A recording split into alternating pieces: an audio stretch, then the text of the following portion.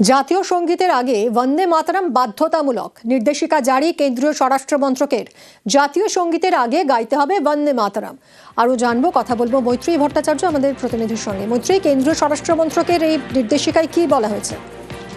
দেখো, কেন্দ্রীয় স্বরাষ্ট্র মন্ত্রকের তরফ থেকে একটি নির্দেশিকা জারি করা হয়েছে এবং তাতে উল্লেখ করা হয়েছে যে জাতীয় সঙ্গীতের আগে বন্দে মাতরমের 6টা স্ট্যান্জা গাইতে হবে। 3 মিনিট 10 সেকেন্ডের এই বন্দে মাতরমের ভার্সন সমস্ত সরকারি অনুষ্ঠান এবং যে সমস্ত জায়গায় জাতীয় পতাকার উন্মোচন হবে, রাষ্ট্রপতির আগমন এবং তার বক্তব্যের শুরুর আগে এবং জাতির উদ্দেশ্যে যখন রাষ্ট্রপতি বক্তব্য রাখবেন, এমনকি গভর্নরদের অ্যারাইভাল এবং তাদের বক্তব্যের আগেও বন্দে মাতরমের এই 6টা স্ট্যান্জা চালাতে হবে। এই বিষয়টা একেবারে নির্দেশিকা আকারে জাতীয় কেন্দ্রীয় স্বরাষ্ট্র মন্ত্রকের তরফ থেকে সমস্ত রাজ্য এবং ইউটিসদের কাছে পাঠানো হয়েছে এবং সমস্ত রকমের সরকারি ইভেন্টেও এই বন্দে মাতরমের 6টা স্ট্যান্জা চালানোর নির্দেশ দেওয়া হয়েছে এবং একই সঙ্গে যখন এই বন্দে মাতরম সঙ্গীত বাজানো হবে তখন সবাইকে দাঁড়িয়ে থেকে তার অ্যাটেনশন পজিশনে দাঁড়াতে হবে, সেই নির্দেশিকাও সেই গাইডলাইনও স্বরাষ্ট্র মন্ত্রকের তরফ থেকে দেওয়া হয়েছে। ফলে এতদিন পর্যন্ত জাতীয় সঙ্গীতের জন্য নির্দিষ্ট গাইডলাইন ছিল, কিন্তু রাষ্ট্রগীত বা বন্দে মাতরমের জন্য কোনো রকমের কোনো গাইডলাইন ছিল না, কিন্তু এবার তার একটা রূপরেখা বেঁধে দিল কেন্দ্রীয় স্বরাষ্ট্র মন্ত্রক। ধন্যবাদ মৈত্রী।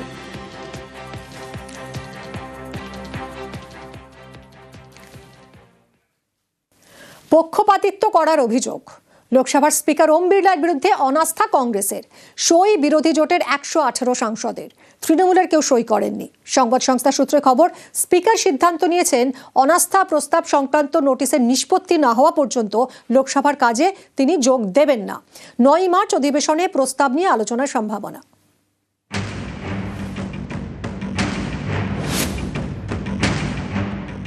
স্পিকারের বিরুদ্ধে অনাস্থায় সই করতে বা অনাস্থা প্রস্তাবে সই করতে তৃণমূলের কোনো অসুবিধা নেই। প্রত্যেকটা রাজনৈতিক দল যারা ইন্ডিয়া অ্যালায়েন্সের শরিক, তারা সবাই মিলে সই করে স্বাক্ষর করে একটা চিঠি লোকসভার স্পিকার বা অধ্যক্ষের কাছে জমা করুক। 3 দিন সময় দিয়ে যদি কংগ্রেস অনাস্থা প্রস্তাব আনে, তৃণমূলের প্রত্যেকটা এমপি সই করবে। আর যদি 3 দিনের বদলে আজকে আনে, তাহলে আমাদের যে স্ট্যান্ড, যে আমরা চিঠি দেবো।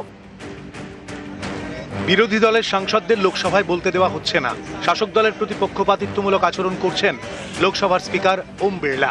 এই অভিযোগে মঙ্গলবার অনাস্থা প্রস্তাবের নোটিশ দেয় কংগ্রেস লোকসভার মহাসচিব উৎপল কুমার সিং এর কাছে।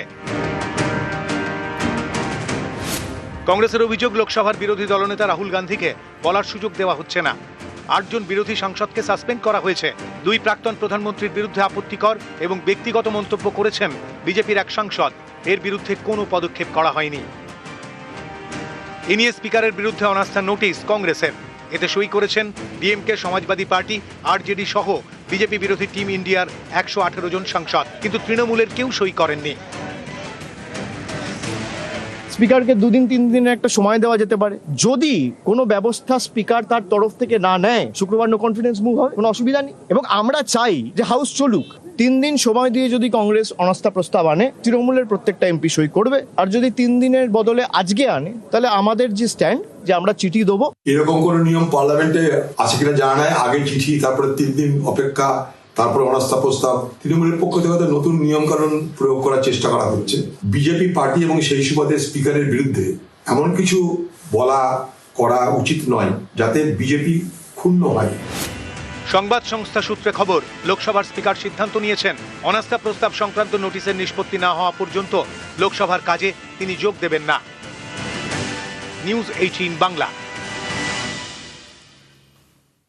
সোমবার সুপ্রিম কোর্টের নির্দেশে রাজ্যে এসআইআর এর সময়সীমা বেড়েছে। স্ক্রুটিনির জন্য আরও সময়সীমা বাড়ানোর কথা, 7 দিন আরও বাড়ানোর কথা বলেছে সুপ্রিম কোর্ট এবং সেই মতো চূড়ান্ত ভোটার তালিকা প্রকাশের দিনটাও আরও পিছিয়ে যেতে পারে বলে আগেই জানিয়েছিল নির্বাচন কমিশন। গতকাল তারা বিজ্ঞপ্তি দিয়ে জানিয়ে দিয়েছে যে 28শে ফেব্রুয়ারি চূড়ান্ত ভোটার তালিকা প্রকাশ হবে। তাহলে ভোট কবে হবে, এই প্রশ্নই এই মুহূর্তে রাজ্যবাসীর মনে ঘুরপাক খাচ্ছে। মার্চে ঘোষণা আর এপ্রিলেই কি ভোট? দোলের পরই রাজ্যে ভোট ঘোষণার সম্ভাবনা। এপ্রিলেই ভোট, এপ্রিলেই গণনা চায় কমিশন। 28শে ফেব্রুয়ারি চূড়ান্ত ভোটার তালিকা প্রকাশ হবে। 14ই ফেব্রুয়ারি পর্যন্ত রাজ্যে এসআইআর শুনানি হবে। দোলের পরই রাজ্যে কমিশনের ফুল বেঞ্চ আসছে।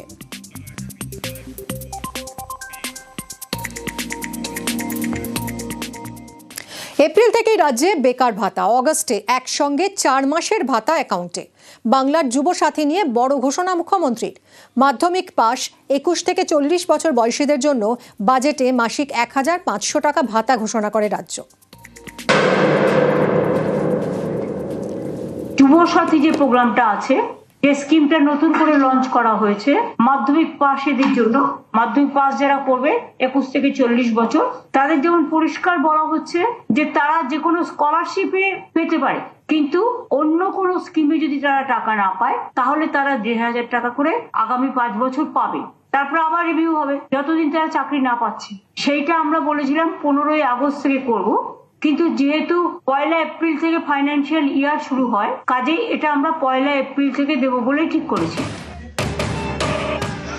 চলতি মাসেই বিধানসভা ভিত্তিক ক্যাম্প করবে সরকার। বেকার ভাতার জন্য আবেদন করতে পারবেন মাধ্যমিক পাস 21 থেকে 40 বছর বয়সীরা।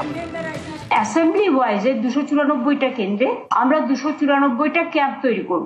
দুয়ারে সরকারটি ডিপার্টমেন্টের জন্য একটা অ্যাসেম্বলিতে একটাই ক্যাম্প হবে। 15 থেকে 26 ছুটির দিনগুলো বাদ দিয়ে সকাল 10টা থেকে 5টা অবধি এই ক্যাম্প চলবে, এবং যারা জমা দেবেন তাদেরটা সঙ্গে সঙ্গে তারা রিসিপ্ট পাবেন এবং ডিজিটাইজও করা হবে। পশ্চিমবঙ্গে ফিরছে বেকার ভাতা। বৃহস্পতিবার রাজ্য বাজেটে ঘোষণা করা হয়েছে মাধ্যমিক পাশ করা 21 থেকে 40 বছর বয়সী বেকারদের মাসে 1500 টাকা করে ভাতা দেওয়া হবে। প্রকল্পের নাম বাংলার যুবসাথী। 2026 এপ্রিল থেকেই কার্যকর প্রকল্প। স্কলারশিপ ছাড়া অন্য কোনো সামাজিক প্রকল্পের সুবিধে পান না এরকম বেকারই এই ভাতা পাবেন। 21 से 40 साल तक जो 10 क्लास पास करेंगे उसको स्कॉलरशिप जो मिलता है वो ठीक है, उसमें हम हाथ नहीं लगाएंगे, लेकिन उसको 5 साल तक हम 15,000 रुपया करके मंथली देंगे। जैसे वो लोग नौकरी का भी ढूंढने का कोशिश करें, हम भी कोशिश करेंगे। বামফ্রন্ট সরকার ক্ষমতায় এসেই বেকার ভাতা চালু করেছিল। 1978 থেকে 1987 পর্যন্ত দেওয়া হয়েছিল এই ভাতা। 125 টাকা দিয়ে শুরু হয়েছিল, তারপর ধাপে ধাপে বেকার ভাতা বেড়ে হয়েছিল 500 টাকা। মাস্টার স্ট্রোক বলা চলে, কারণ লক্ষ্মীর ভাণ্ডারে কেবলমাত্র মহিলারা তারা এতে উপকৃত হতেন। এখানে যারা বেকার নারী পুরুষ সকলে তারাও এখানে উপকৃত হবেন। ইউরোপের অধিকাংশ দেশেই বেকার ভাতা দেওয়া হয়, যার মধ্যে উল্লেখযোগ্য France, Spain, Netherlands, Switzerland, Portugal, Bulgaria, Denmark. আমেরিকায় বেকার ভাতা নেই, তবে ছাঁটাই হলে 26 সপ্তাহ ভাতা দেয় মার্কিন সরকার। এইটুকুনি সাপোর্ট গভর্নমেন্ট করছে যাতে তাদের বেসিক জীবনটা যাতে চলে, এরপরে তাদের নিজেদের এফার্ট করে তৈরি করতে হবে যে কিভাবে তারা দাঁড়াবে। সবারই দেখুন একটা পুশ লাগে, সেই পুশটুকু যদি গভর্নমেন্ট দিয়ে দেয় সেটুকুই তাদের জন্য ভালো। এবার বেকার ভাতা দেবে পশ্চিমবঙ্গ সরকার। পর্যবেক্ষকদের একাংশের মতে এটা সামাজিকভাবে যেমন গুরুত্বপূর্ণ তেমনই রাজনৈতিকভাবে। কারণ বেকার ভাতা পেতে হলে মাধ্যমিক পাশ করতে হবে, এতে স্কুল ছুটের সংখ্যা অনেকটাই কমতে পারে। আর রাজনৈতিকভাবে গুরুত্বপূর্ণ কারণ লক্ষ্মীর ভাণ্ডার মহিলাদের মন জয় করেছে। এবার তরুণ প্রজন্মের জন্য বেকার ভাতা, যা ভোটে ডিভিডেন্ড দিতে পারে তৃণমূলকে। নিউজ 18 বাংলা।